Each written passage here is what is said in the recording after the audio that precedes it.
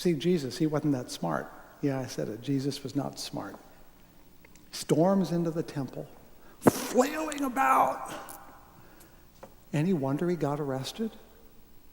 This is not a smart move. But that does not mean he was wrong about his point of view. His point was that the temple, a sacred place to all Israelites, was being used to make money by the priestly class. A few, the elite, those whose God was gold, those for whom riches were important, literally made the temple into a marketplace where they could make money. Jesus was right about that. He just told it to them straight ahead, not slant. No wonder he got into trouble. We never handle the truth well when it comes right at us. That's the trouble. We have to tell it slant. Jesus told the truth, and look what happened to him.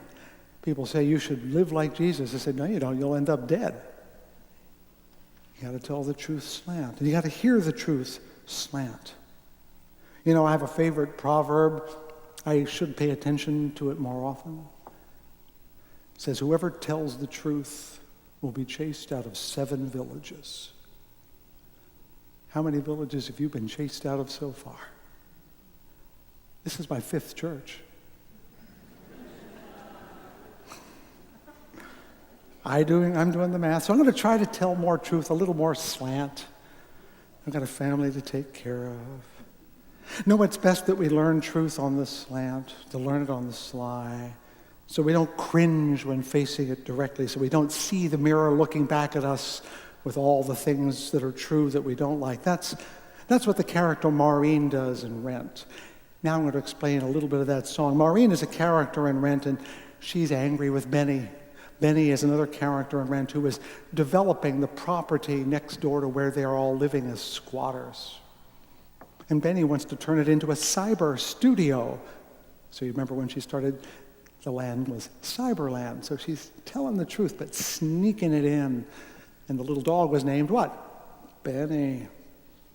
So it isn't so much what Maureen says, is that she creates a parable, a fable like Aesop, and tells this story so that people will understand the truth, but not be confronted with it head on. You know, Jesus did a lot of that stuff too. And these parables, these slanted versions of the truth force us to see, no, they don't force us, they allow us to see the world without being blinded by it from a different angle. For example, last week I asked us to look at dignity through a different lens. We think of dignity as looking good, being well-mannered, being seen as elegant and refined. That's what we're told dignity is about. But in Rent, it's Roger who is worried about losing his dignity because he has AIDS and his body is unraveling in front of him. For him, dignity is not elegance and refinement. It is not falling apart. This week, Maureen, another character, is asking us to look at how the powerful use their power for their own advantage, and explains why that happens. In that slanted way, she's telling us to get real about things. Notice what's going on. The world is not as nice as you want it to be. And even your friends can do bad things, and sometimes you can't even tell them because then they won't listen to you anymore. Parables like Maureen's force us to admit our delusions, our evasions, and face the facts that we don't want to hear, the facts that don't confirm our own point of view.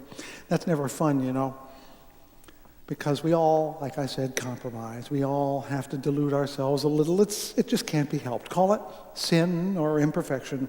We cannot be as good as we think we are. We just can't. On the other hand, we can all be better than we think we are. You know the modern proverb, don't let the perfect be the enemy of the good. This is my criticism of Christianity in its institutional form. It says, be ye perfect. Well, I'm giving up right away. Be ye better, I can handle. This is what children know, this is what children don't know and ideologues don't know. They forget that we can't be perfect, but we should be able to be better. We can handle the truth if it comes at us a piece at a time, on an angle, in a song, through a child. We can be a little less deluded, a little more real. Not completely, but more. And I'm going to tell you how. Listen to the outcasts. It's that simple. Out of the mouths of babes, it says that right in the Bible. But out of the mouths of the black, the poor, the female, the gay, the disabled, the homeless, those with accents, anyone who stands outside of your comfort zone of truth, ranting about something you think is crazy, is telling you a truth you don't want to hear. Now, do they have the whole truth and nothing but the truth? Are they prophets? No, they're just people like you and me. But they have a truth you don't like. Because this is the way it works. None of us has the truth. The light that shines down from the universe, the whole truth, is broken into 1,000 pieces, like these stained glass windows. Every one of us is like a piece in a stained glass window. And yeah, the light shines through us. We have something to see. We can see with it. But it's a particular shape and a particular color. And our problem comes when we think all the light should be blue, or all the light is blue, or that it's all shaped like me, or that worse, that the real light is me. But the reality is that each of us have a piece of the truth, not because we own it, but because it shines through us like a piece of glass. And anytime we think we are the whole picture, that we know the whole picture, that the other light isn't as good because it's a different color or a different shape, that's the delusion we're all party to. We all think that somehow everyone's just like us. So if I think it, it must be what everyone thinks. And if everybody thinks like me, then everything is fine. But if you think differently than me, you are clearly wrong. That's the temptation, to mistake your shard of glass for the whole window, your color that you reflect for the whole of the light, your shape for the entirety. If we can't handle the whole truth, we can handle more of it. If we're willing to let the yellow and the green and the blue and the purple as well as the white shine through. That's why we love the rainbow. It reminds us that what looks to us like one color is really all of them. You know, later in John, Jesus is out amongst the Samaritans. Samaritans are people that Jews don't like. In fact, they're bitter enemies. It's strictly forbidden to talk to a Samaritan. They're icky. They do all the wrong things. So Jesus goes there, of course. Let's remember, this is a man on his own. He doesn't have any calling cards, doesn't have any station in life, and he's wandering through Samaria, and he runs into a Samaritan woman, which means both of them are frightened. She is frightened of the Jewish man, being female, and he's frightened of the Samaritan woman that she will call help to have him hurt. So it's a tense meeting. But she asks him who he is, and he answers cryptically. She's intrigued. They don't get really physically close. That would be wrong. But at some point he says, the hour is coming, and now is here, when true worshipers will worship in spirit and truth. This is the hope of liberal religion, to worship in spirit and in truth. To worship not only with our hearts, but with our minds. Not only to worship what we want, but what we need. Not only to worship what we long to have confirmed, but even that which defies our confirmation. We want to be able to be in touch with the truth and nothing but. And we keep thinking somehow if we just let the light through us, it'll be enough. But no, we have to see the whole of the light. Even if we can't see all of it, we can see some more of it. So I'm asking us, can we listen to the Marines, to the poor, to those with different shapes and different colors of light coming through? Can we dare to worship in spirit and in truth? Be brave enough to look for the shards of truth that we have not seen, that are not in our immediate vicinity, to listen for the words of truth we have not heard, even if they split our world wide open, as Muriel Rukeyser says. I don't know, But I can give you this promise, and this comes from Leonard Cohen. You know it.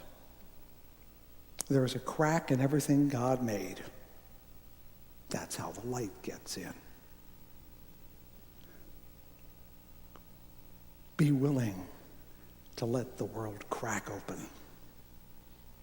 That's when the light comes in. Amen and amen. Come, friends, let's conclude our hour with the last two verses of the same hymn with which we started, Lady of the Seasons, Laughter, verses 3 and 4. That's number 5-1, which, by the way, is not a prime number. Someone come up and tell me what it's the multiple of after church, and I will pat you on the back. 51 is not a prime number. Isn't that cool? We will sing verses 3 and 4.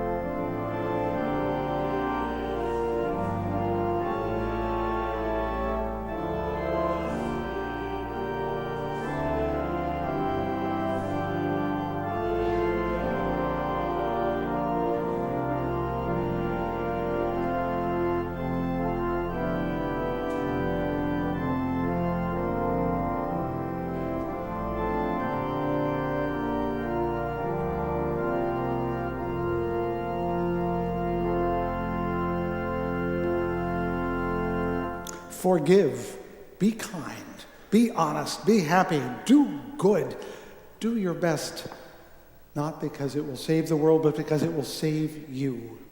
And remember, when you do that, that is what it means to engage your hands and hearts to end oppression. That's what it means. And yes, we could yet write history's fairer page. And remember always that this day and every day is the day which the Holy One has made. Let us rejoice in it and be glad. Amen.